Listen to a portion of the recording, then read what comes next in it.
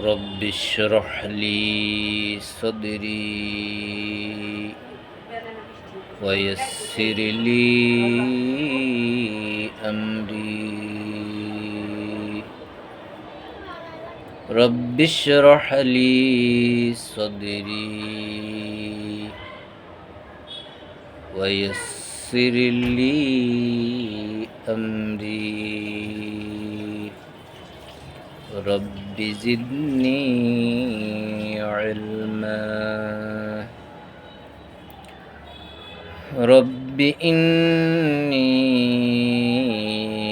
أعوذ بك أن أسألك ما ليس لي به علم وإلا تغفر لي وترحمني أكن من الخاسرين. رب أعوذ بك من همذات الشياطين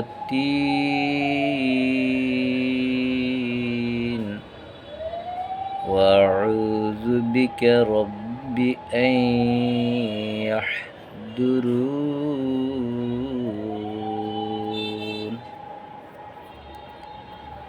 أعوذ بالله أن أكون من الجاهلين.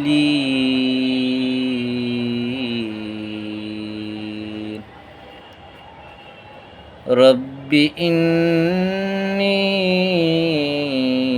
لما أنزلت إلي من خير فقير. بسم الله الرحمن الرحيم. ألف لام ميم. ذلك الكتاب.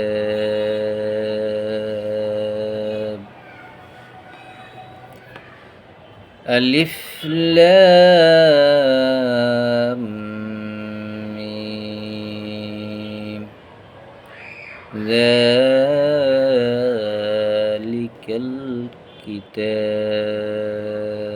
الكتاب لا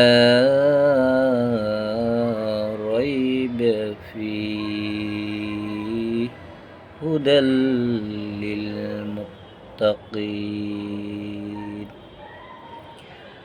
الذين يؤمنون بالغيب ويقيمون الصلاة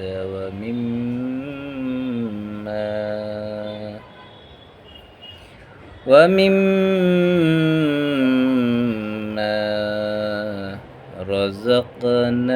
رزقناهم ينفقون.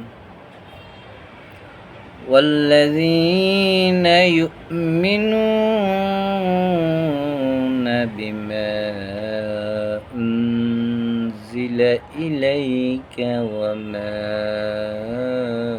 أنزل من قبلك وبالآخرة هم يوقنون.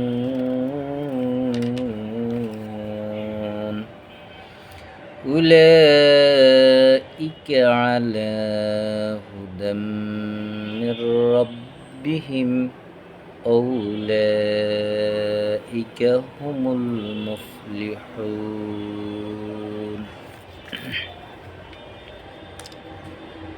بسم الله الرحمن الرحيم. 2 নং সূরা বাকারার প্রথম আয়াত থেকে 5খানা আয়াত তেলাওয়াত করলাম। সূরার শুরুতে বিসমিল্লাহির রহমানির রহিম আল্লাহর নাম নিয়ে, যিনি একমাত্র দয়ালু এবং সকল সৃষ্টির প্রতি যার দয়া সমানভাবে অব্যাহত। দয়ার বাহিরে আল্লাহ কোনো সৃষ্টিকে রাখেন নাই। আল্লাহর দয়া অনুগ্রহ করুণা যদি না থাকতো, পৃথিবীর কোনো সৃষ্টি এক সেকেন্ডের জন্য টিকে থাকতে পারতো না, বেঁচে থাকতে পারতো না, চলতে পারতো না। সেজন্য তিনি একমাত্র, আর দয়ার যেই বিশালতা, দয়ার যে অব্যাহত যে দয়া, এটা শুধু মানুষের প্রতি না, সকল সৃষ্টির প্রতি, শুধু মুসলমানদের প্রতি না, যত মানুষ আছে, যত ধর্মের মানুষ আছে, যত রঙের মানুষ আছে পৃথিবীতে, সকলের উপর আল্লাহর দয়া অব্যাহত।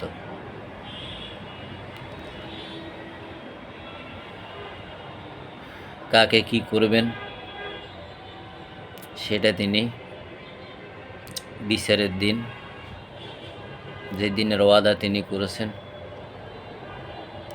যে দিনের অপেক্ষা তিনি আছেন, সেদিন ফয়সালা তিনি করবেন। কিন্তু তার আগে কোনো সৃষ্টির, কোনো মানুষের, যে ধর্মেরে হোক, যে বিশ্বাসীরে হোক, যে বিশ্বাসে সে করুক না কেন, তার আহার বন্ধ হবে না, বস্ত্র বন্ধ হবে না, বাসস্থান বন্ধ হবে না, সূর্যের তাপ বন্ধ হবে না, চন্দ্রের আলো বন্ধ হবে না, গ্রহ নক্ষত্র, আল্লাহর যত সৃষ্টির যত নাজ নেয়ামত আছে, কোনো কিছু থেকে আল্লাহ বঞ্চিত করবেন না। সেটাই হচ্ছে রহিম।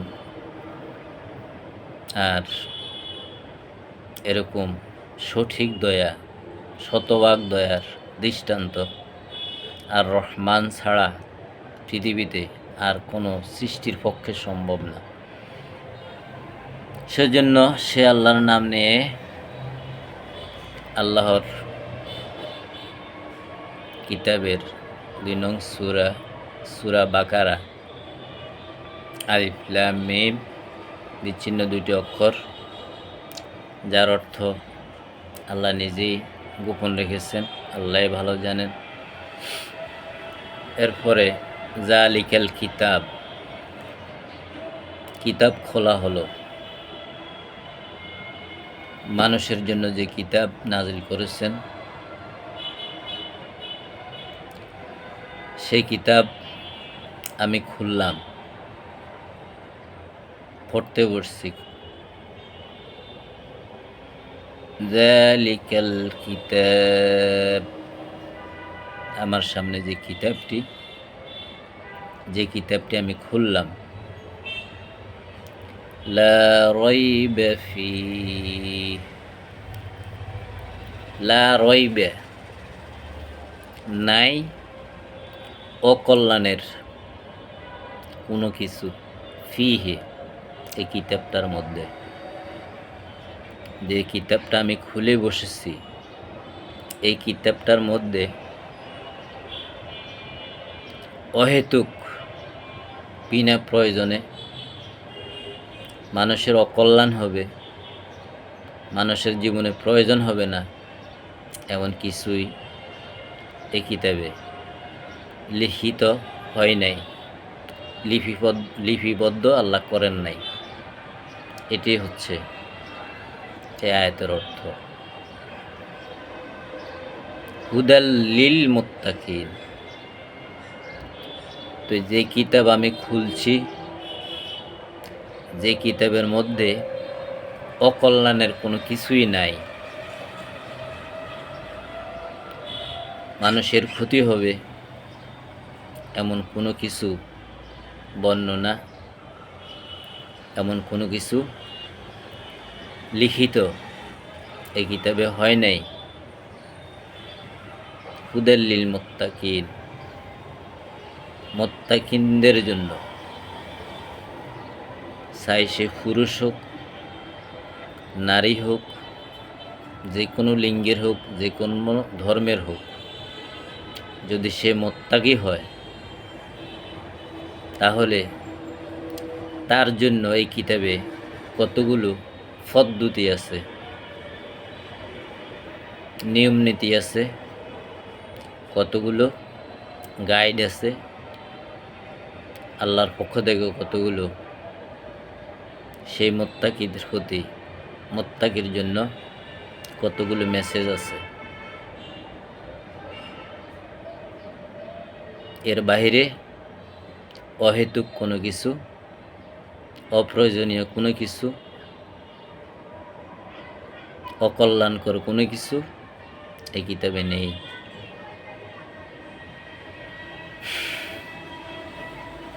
আলিফ লাম মিম যালিকাল কিতাবু লা রাইবা ফীহি হুদাল লিল মুত্তাকিন। হুদাল লিল মুত্তাকিন, মুত্তাকিদের জন্য কতগুলো পদ্ধতি। একজন সাধারণ মানুষ যেভাবে চলবে, মানুষকে আল্লাহ স্বাধীনতা দিয়েছেন।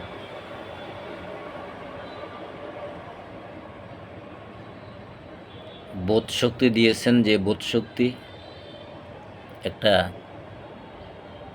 পাখিকে দেওয়া হয় নাই, একটা কুকুরকে দেওয়া হয় নাই, কোনো একটা পশুকে দেওয়া হয় নাই। তাদেরকে দেওয়া হয়েছে ক্ষুধা যখন লাগে, খাদ্যের যখন প্রয়োজন হয়, পেটে যখন খিদে অনুভব হয়, খাদ্য সংগ্রহ করে খাওয়ার জন্য যে চেষ্টা, এই চেষ্টা তাদেরকে শিখিয়ে দেওয়া হয়েছে। এবং কার খাদ্য কোথায় মিলবে সেটাও তাদেরকে শিখিয়ে দেওয়া হয়েছে। আর মানুষকে বোধ শক্তি, বুঝার ক্ষমতা, এবং এই ক্ষমতাকে সে স্বাধীনভাবে বিবেচনা করতে পারে, ব্যবহার করতে পারে, সে স্বাধীনতা আল্লাহ দিয়ে দিয়েছেন। আপনি চাইলে ঘুমাতে পারবেন, না ঘুমিয়ে আপনি 3 দিন থাকতে পারবেন। এই যে স্বাধীনতা, এই স্বাধীনতা আল্লাহ মানুষকে দিয়েছে। স্বাধীনতার মধ্যে যেহেতু মানুষ সৃষ্টির সেরা, বোধ শক্তি যেহেতু তাকে দেওয়া হয়েছে, সৃষ্টির সেরা হিসেবে তার কাজগুলো, কর্মগুলো যেন সেরা হয়, সেই জন্য আল্লাহ বিবেক খরচ করে, আকল খরচ করে, জ্ঞান খরচ করে কাজ করতে বলা হয়েছে। একটা ছুরি দিয়ে হাত, ছুরির ধর্ম, ছুরির কাজ হচ্ছে কোনো কিছু কেটে ফেলা। এখন ছুরি আপনার হাতে তুলে দিয়ে আপনাকে সে স্বাধীনতা আল্লাহ দিয়েছেন। ছুরি আপনি কোন খাতে কিভাবে ব্যবহার করবেন, কি ফল কাটবেন না মানুষ খুন করবেন, এই স্বাধীনতা আপনাকে আল্লাহ দিয়েছেন। কিন্তু স্বাধীনতা দিয়েছেন বলেই এই ছুরি দিয়ে যে মানুষ খুন করে আপনি যে গুনাহ আল্লাহ মাফ করবে না,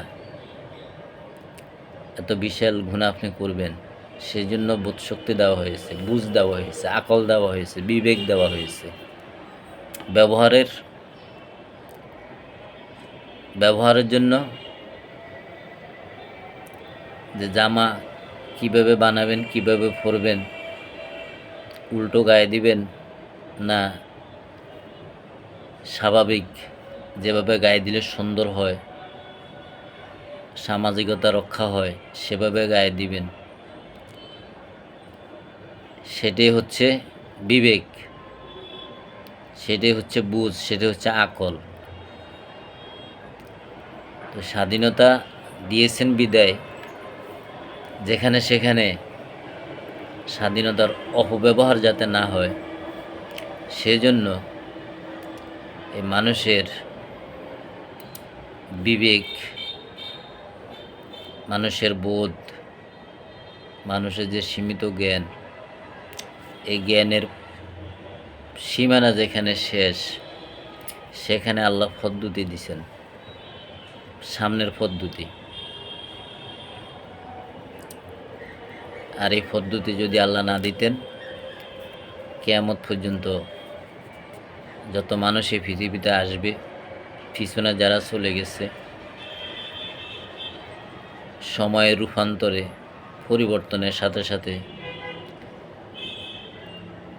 পৃথিবীর বাস্তবতা 50 বছর আগে যেগুলো পৃথিবীতে ছিল না এখন আছে, আবার আরও সামনের 500 বছর 5000 বছর পরে এই পৃথিবীতে পরিবর্তন, কি পরিবর্তন ঘটবে, মানুষের মধ্যে কি পরিবর্তন ঘটবে, মানুষের তখন মন মানসিকতা কেমন হবে, এই সব কিছু বিবেচনা করে আল্লাহ রব্বুল আলামিন, আল্লাহর এই কিতাব যেহেতু কিয়ামত পর্যন্ত অক্ষুণ্ণ থাকবে মানব জাতির জন্য, সেজন্য সেই পৃথিবীর বাস্তবতা, পৃথিবীর শেষ পরিণাম কিয়ামতের আগ পর্যন্ত মানুষের এবং দুনিয়ার এই বাস্তবতাকে সামনে রেখে আল্লাহ এই কিতাবের মধ্যে তার বিধিবিধানগুলো, নিয়মকানুনগুলো, পদ্ধতিগুলো, যেগুলো নিয়ে মানুষ কোনো সমস্যার সম্মুখীন যেন না হয়, কারণ মানুষের জন্য যেটা সহজ আল্লাহ সেটাই চাইছেন। কোনো কঠিন, যেটা মানুষের সাধ্যের বাহিরে, যেটা মানুষের পক্ষে অসাধ্য, এরকম কোনো কিছু আল্লাহ মানুষের উপরে চাপিয়ে দেন নাই। সেজন্য দ্বিতীয়ত আল্লাহ বলছেন, আল্লাযীনা ইউমিনুনা বিল গায়বি ওয়া ইউকিমুনাস সালাতা ওয়া মিম্মা রাযাকনাহুম ইউনফিকুন। যারা ঈমান আনে বিল গায়ব, যেটা এখনো কারো পক্ষে দেখা সম্ভব হয় নাই, এমন অদৃশ্য, যে আল্লাহকে আমরা দেখি না, কিন্তু আল্লাহ বলছেন, আল্লাহ আমাদের একদম নিকট। আল্লাহকে যখন ডাকা হোক, সাথে সাথে আল্লাহ শুনেন, ডাকে সাড়া দেন। এই যে অদৃশ্য থেকে তিনি আমাদেরকে দেখেন, পর্যবেক্ষণ করেন, আমাদের সব কিছু শুনেন এবং ডাকলে সাড়া দেন, তাহলে যে জিনিস পৃথিবীর শুরু থেকে এখন পর্যন্ত দেখা যায় নাই, এমন একটা শক্তি, এমন একজন আছে, তার প্রতি বিশ্বাস,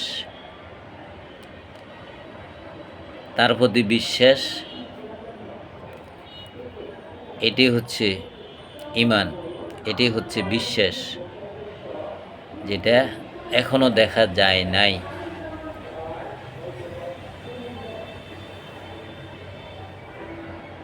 কিয়ামতের আগ পর্যন্ত দেখার শক্তি সামর্থ্য কেউ অর্জন করতে পারবে না, এমন একজন অদৃশ্য, যাকে আমরা রব বলি, যিনি আমাদের আল্লাহ, যিনি আমাদের সৃষ্টিকর্তা, তিনি তার অদৃশ্য থেকেই পুরো পৃথিবী নিয়ন্ত্রণ করে যাচ্ছেন। পুরো পৃথিবীর কলকাঠিন্য তিনি নাড়ছেন। রব্বিল আলামিন, পুরো বিশ্ববাসীর তিনি প্রতিপালক। তিনিই মালিক, যেটা আমরা সূরা ফাতিহাতে বলি। সেই জন্য আলহামদুলিল্লাহ, কৃতজ্ঞতা, ধন্যবাদ পাওয়ার একমাত্র উপযুক্ত, একমাত্র উপযোগী, একমাত্র যোগ্য এক আল্লাহ। আর তিনি তার পরিচয় তুলে ধরেছেন আল্লাহু আহাদ, আল্লাহুস সামাদ। তিনি অমুখাপেক্ষী, তিনি একক, কোনো সৃষ্টির কাছে তিনি মুখাপেক্ষী না, সকল সৃষ্টি তার মুখাপেক্ষী। তো যা আল্লাযীনা ইউমিনুনা বিল গায়ব, যারা এই অদৃশ্য শক্তি, এই অদৃশ্য ক্ষমতা, যেটা এখনও কেউ দেখেনি, দেখবেও না, তার প্রতি বিশ্বাস। এরপরে বলছে ওয়ায়ুকিমুনাস সলাতা, যে সলাত নিয়ে হাজারো রকমের তর্ক বিতর্ক, 1450 বছর এখনো পর্যন্ত সুরহা, কেউ কারো কথা মানছেন না, কেউ কারো কথা শুনছেন না, সবাই একমত পোষণ করতে পারেন নাই সেই সলাত নিয়ে।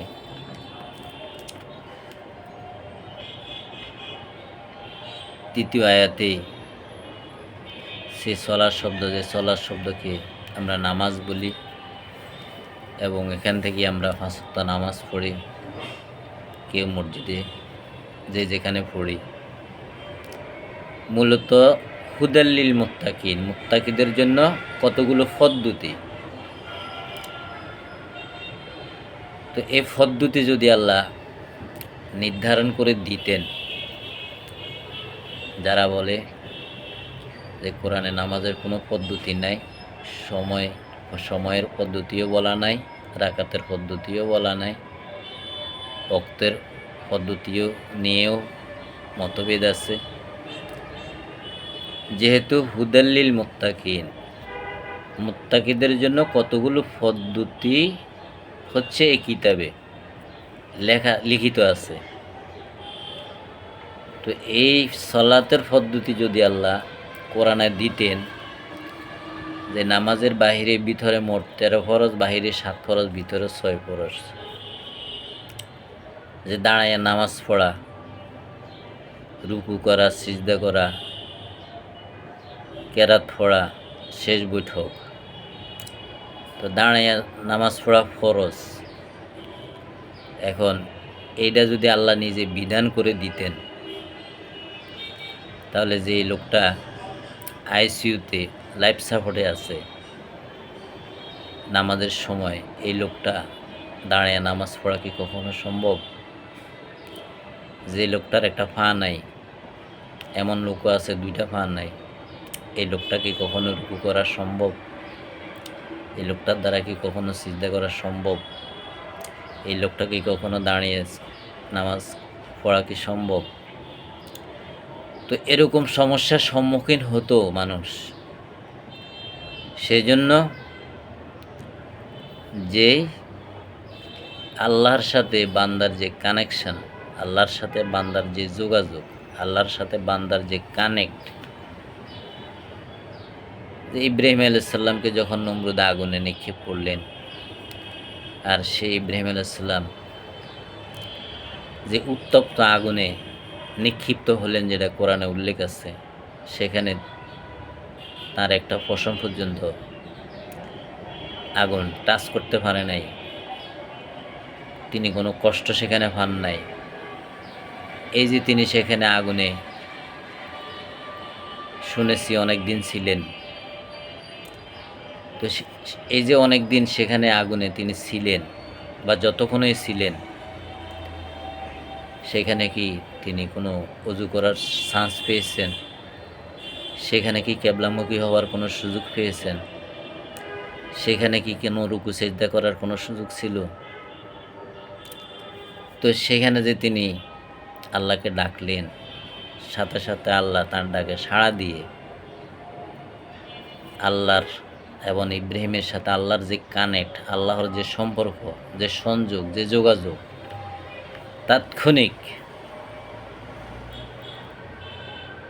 তাৎক্ষণিকভাবে যে সাহায্য, তাৎক্ষণিকভাবে যে নিরাপত্তা আল্লাহ ইব্রাহিমকে দিলেন, সেখানে কি তার মন থেকে, অন্তর থেকে আল্লাহ ঠিক বান্দার থেকে যেভাবে আশা করেন সে আশাটা ইব্রাহিম করে দেখিয়ে দিয়েছেন। মূসা যখন নদীর কিনারে এসে দেখলেন সামনে পানি, পিছনে শত্রু, তখন মূসাকে আল্লাহ বলছেন, তোমার হাতে যে লাঠি আছে লাঠিটা পানিতে ছেড়ে দাও। এই যে রাস্তা হয়ে গেলেন, এই যে বিশাল এই নিরাপত্তার মধ্যে দিয়ে এই মূসা তার বিশাল বাহিনী নিয়ে নদী পার হলেন নিরাপদে, কুলে পৌঁছলেন। কি ক্যাবলামুখী ছিলেন, অজু করছিলেন, সেখানে কোনো রুকু সেজদার সিস্টেম ছিল? আল্লাহ সাড়া দেন নাই। ইউনূস আলাইহিস সালাম মাছের পেটে এতদিন ছিলেন, সেখানে যখন তিনি তার ভুল স্বীকার করে যখন বললেন লা ইলাহা ইল্লা আনতা সুবহানাকা ইন্নী কুনতু মিনাজ জালিমিন, যে দীর্ঘদিন মাছের পেটে ছিলেন আর আল্লাহকে স্মরণ করার সাথে সাথে আল্লাহ যে তার ডাকে সাড়া দিয়ে তাকে নদীর কিনারে এসে তুলে দিলেন, এই যে নিরাপত্তা দিলেন এবং মাছের পেটে নিরাপদ রাখলেন, সেখানে কি উজু করার সুযোগ, পশ্চিম দিকে দাঁড়ানোর, মুখ ফিরিয়ে দাঁড়ানোর সুযোগ, রুকু সেজদা করার সুযোগ ছিল? ছিল না। তো বান্দারকে আল্লাহ এই স্বাধীনতা দিয়েছে, অর্থাৎ একনিষ্ঠ, সম্পূর্ণরূপে পুরোপুরি মনকে আল্লাহমুখী, পৃথিবীর মায়া, সন্তানের মায়া, টাকা পয়সা, ব্যবসা বাণিজ্য কোনো কিছুই মনে আনা যাবে না। সুখে দুঃখে, বিপদে মুসিবতে, যে কোনো মুহূর্তে কোনো সময় যেন আল্লাহর স্মরণ থেকে বান্দা বিমুখ না হয়।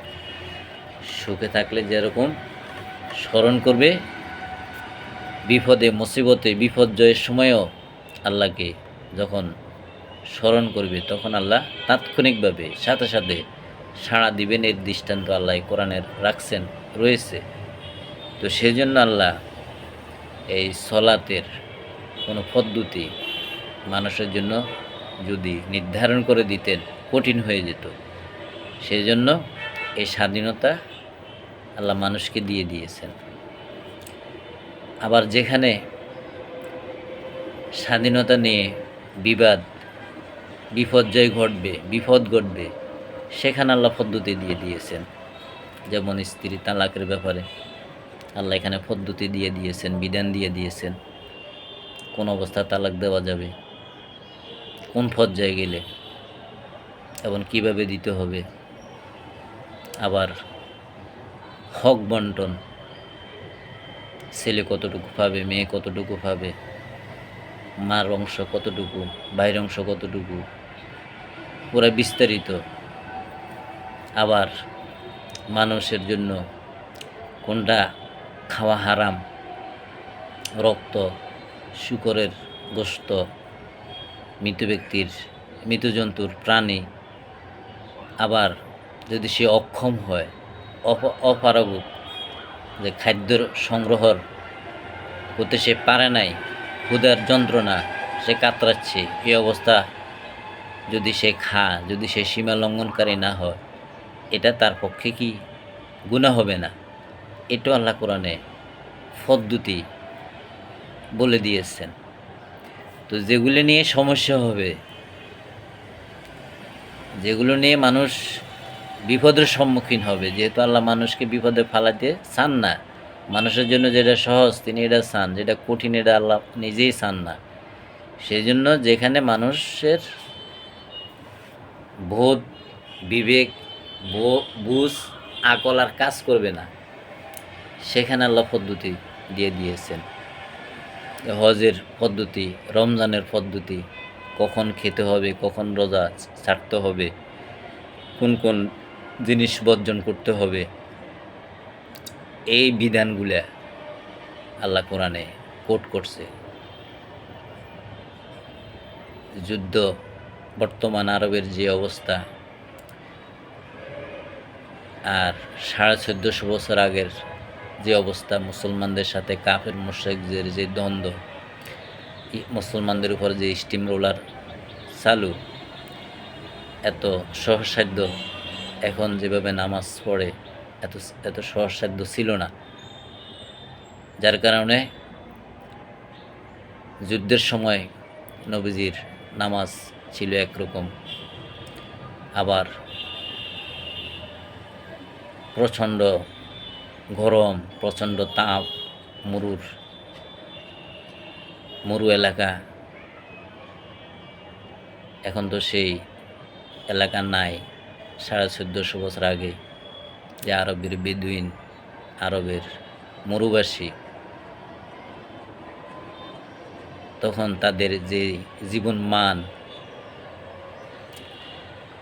এগুলো চিন্তা করলে তো তখনকার যে সলাৎ এবং বয়সের সাথে সাথে শারীরিক যে দুর্বলতা, এসব কিছু মিলিয়ে যে এই সলাতের স্বাধীনতা, উদ্দেশ্য আল্লাহর সাথে বান্দার সারাক্ষণ যোগাযোগ, আল্লাহর সাথে বান্দার কানেকশান, যে কোনো মুহূর্তে সুখে দুঃখে যে আল্লাহকে ডাকলে, যে আল্লাহ বলছেন আমি তোমার সাথেই কাছেই, যখন ডাক দাও আমি সাড়া দিই। যে সাড়া ইব্রাহিমকে দিয়েছেন, মুসাকে দিয়েছেন, নূহকে দিয়েছেন, ইউসুফকে দিয়েছেন, যে সাড়া মুসাকে দিয়েছেন, যে সাড়া হজরত আইয়ুব আলাইহিস সালামকে দিয়েছেন। দীর্ঘদিন রোগ দিয়ে আল্লাহ পরীক্ষা করলেন, এরপরে যখন তিনি বললেন রব্বি ইন্নী মাসানিয়াদ দুররু ওয়া আনতা আরহামুর রাহিমিন, প্রতিপালক আমি কষ্ট পাচ্ছি অথচ তুমি দয়ালু, কেমনে মনেরে বুঝামো। এই যে আল্লাহর ডাকে সাড়া দিলেন, আল্লাহকে ডাক দিলেন মন থেকে, দিল থেকে, যখন সারা শরীর পচন ধরে, যখন জিহ্বায় ফোকা ধরছিল, তখনই তিনি আল্লাহর কাছে যে প্রার্থনা করলেন রব্বি ইন্নী মাসানিয়াদ দুররু ওয়া আনতা আরহামুর রাহিমিন, আমি রোগে কষ্ট পাচ্ছি অথচ তুমি নাকি দয়ালু, সৃষ্টির প্রতি অনুগ্রহশীল। সেজন্য যখন আল্লাহকে স্মরণ করছেন, ডাক দিছেন, আল্লাহ এক সেকেন্ড, এক মুহূর্ত দেরি করেন নাই, সাথে সাথে ডাকে সাড়া দিয়েছেন। তো এই হচ্ছে সালাত, এইটি হচ্ছে নামাজ। এই নামাজ কায়েম করতে আল্লাহ বলছেন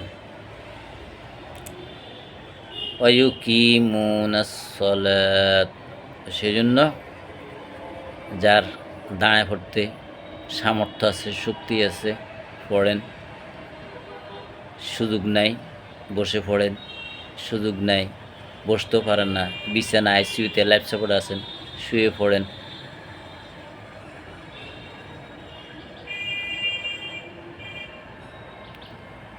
তর্ক করা যাবে না, ফিতনা সৃষ্টি করা যাবে না, সমাজে বিপর্যয় সৃষ্টি করা যাবে না, যেগুলো আল্লাহ পছন্দ করে না। وَمِمَّا رَزَقْنَاهُمْ يُنْفِقُونَ, রিজিক হিসাবে আল্লাহ কাউকে দিয়েছেন জ্ঞান দিয়ে শক্তিশালী করেছেন, কাউকে টাকা পয়সা দিয়ে শক্তিশালী করেছেন, যাকে যেভাবে শক্তিশালী করছেন, যাকে যেইভাবে রিজিক দিয়েছেন, সেখান থেকে সে যেন তার প্রয়োজন মতো রেখে যাদের নাই তাদের কাছে, তাদের জন্য এগুলো ব্যয় করে। এটাও আল্লাহর প্রতি বিশ্বাসীর অংশ, এটা করতেই হবে। সালাত করতে হবে, আল্লাহর প্রতি ঈমান আনতে হবে, আর ধন দৌলত, টাকা পয়সা, জাগা জমি, চাকরি বাকরি, যার যতটুক যেভাবে যাকে যে সামর্থ্য দেওয়া হয়েছে, সেই সামর্থ্য থেকে যাদের সামর্থ্য নাই তাদের পিছনে ব্যয় করবে। والذين يؤمنون بما أنزل إليك وما أنزل من قبلك, রাসূলের প্রতি, যার প্রতি কিতাব নাজিল হয়েছে। والذين يؤمنون, যারা ঈমান রাখে, ঈমান আনে, বিশ্বাস করে, আস্থা রাখে, বিমা উনজিলা ইলাইকা, যা কিছু আপনার উপরে নাজিল করা হয়েছে, ওহী করা হয়েছে আল্লাহর পক্ষ থেকে, আপনার উপরে যা কিছু নাজিল করা হয়েছে কিতাব। ওমা উনজিলা মিন ক্বাবলিক, এবং আপনার পূর্বেও যেসব নাজিল করা হয়েছে অন্যান্য নবী রাসূলদের উপর, তাওরাত, জাবুর, ইনজিল, এগুলোর উপরও বিশ্বাস রাখতে হবে, এগুলোর উপরও ঈমান আনতে হবে। ওয়াবিল আখিরাতি হুম ইউকিনুন, তো যারা এগুলো মেনে নিয়েছে, এগুলোর উপরও বিশ্বাস করেছে, ঈমান এনেছে, পরকাল নামে যে একটা সময় নির্ধারিত আল্লাহ যে ওয়াদা করছেন, এই ব্যাপারেও তাদের থাকবে দৃঢ় বিশ্বাস, আল্লাহ বলছেন। তো এই গুণগুলো যাদের আছে, যারা অর্জন করবে, এই গুণগুলোর যোগ্য যারা হবে, তাদের ব্যাপারে আল্লাহ বলছেন উলাইকা আলা হুদাম মির রাব্বিহিম, ওরাই, এই গুণগুলো যাদের আছে তাদের প্রতিপালকের পক্ষ থেকে যে পদ্ধতিগুলো দেওয়া হয়েছে, এই পদ্ধতির উপরে ওরাই পরিচালিত আছে। আউলাইকা হুমুল মুফলিহুন, আর এই পদ্ধতিগুলা প্রতিপালকের পক্ষ থেকে, তাদের প্রতিপালকের পক্ষ থেকে যে পদ্ধতিগুলো দেওয়া হয়েছে, এই পদ্ধতিগুলোর উপরে ওরাই পরিচালিত আছে, ওরা ঠিক আছে। আর আউলাইকা হুমুল মুফলিহুন, ওরাই হচ্ছে সফল। তো এই সফলতা যদি আমরা পেতে চাই, এই আয়াতগুলোকে আমরা ভালোভাবে পড়ি, বুঝি, আল্লাহ আকল, বিবেক, বোধ সব কিছু দিয়েছেন। যেখানে বোধ কাজ করে না, আকল কাজ করে না, বিবেক কাজ করে না, আল্লাহ বলছেন সেটা অনুসরণ করো না। আবার যেসব জায়গা মানুষ সমস্যার সম্মুখীন হবে, মানুষ বিপদে পড়বে, বিপর্য সৃষ্টি হবে, ঝগড়া সৃষ্টি হবে, মতপার্থক্য তৈরি হবে, সেগুলো নিয়ে রক্তপাত হবে, সেগুলো আল্লাহর পক্ষ থেকে পদ্ধতি বাতিয়ে দিয়েছেন। যেগুলো আলোচনাতে আমি বলছি, রোজার পদ্ধতি, হক বন্টনের পদ্ধতি, তালাকের পদ্ধতি, এভাবে আরও যত বিধিবিধান আল্লাহ নির্ধারণ করে দিয়েছেন পদ্ধতি, সেগুলো সামনে আসবে। পুরো কোরআন বিস্তারিত আছে। এ পর্যন্তই শেষ করলাম। আজান হবে। আল্লাহ যেন আমাদেরকে আল্লাহর কিতাব, আল্লাহর আয়াত বুঝে পড়ার সামর্থ্য তৌফিক দান করেন, সে আবেদন রেখে শেষ করছি। আমার এই বলার মধ্যে কোনো ভুল ত্রুটি যদি হয়ে যায়, রব্বি ইন্নী আউযু বিকা আন আসআলাকা মা লাইসা লি বিহি ইলমুন ওয়া ইল্লা তাগফিরলি ওয়া তারহামনি আকুম মিনাল খাসিরিন। আল্লাহ আপনি মাফ করে দিয়েন, নাহলে আমি ক্ষতিগ্রস্ত হয়ে যাব। রব্বানা ইন্নাকা সামিউদ দুআ।